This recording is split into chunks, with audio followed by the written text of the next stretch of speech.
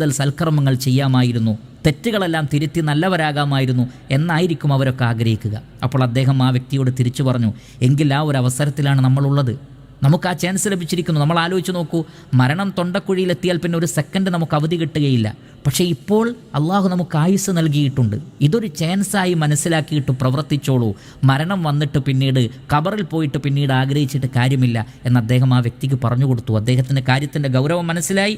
അദ്ദേഹം നന്മ നിറഞ്ഞൊരു ജീവിതത്തിലേക്ക് വന്നു. അതുകൊണ്ട് സഹോദരങ്ങളെ, ഇതൊരവസരമാണ്. നാം ഇപ്പോൾ മരണപ്പെട്ടിട്ടില്ല. ഇത് സംസാരിക്കുന്ന ഞാനും കേൾക്കുന്ന നിങ്ങളും നമ്മൾ മരണപ്പെട്ടിട്ടില്ല. നമുക്ക് അള്ളാഹു അവസരങ്ങൾ നൽകിയിട്ടുണ്ട്. ഉടനെ തന്നെ ഒട്ടും താമസിയാതെ തൗബ ചെയ്യുക, നല്ല ഒരു ജീവിതത്തിലേക്ക് മടങ്ങുക. ദുനിയാവിൻ്റെ കാര്യങ്ങൾക്ക് അമിത പ്രാധാന്യം കൊടുക്കാതെ മരണത്തെയും മരണാനന്തര ജീവിതത്തെയും ഭയപ്പെട്ടുകൊണ്ട് ജീവിതത്തെ ചിട്ടപ്പെടുത്തുക. അല്ലാഹു സുബ്ഹാനഹു വ തആല നാം ഏവരെയും അനുഗ്രഹിക്കട്ടെ. വസല്ലല്ലാഹു വസല്ലമ അലാ നബീന മുഹമ്മദിൻ വ ആലിഹി വസഹ്ബിഹി അജ്മഈൻ വൽഹംദുലില്ലാഹി റബ്ബിൽ ആലമീൻ.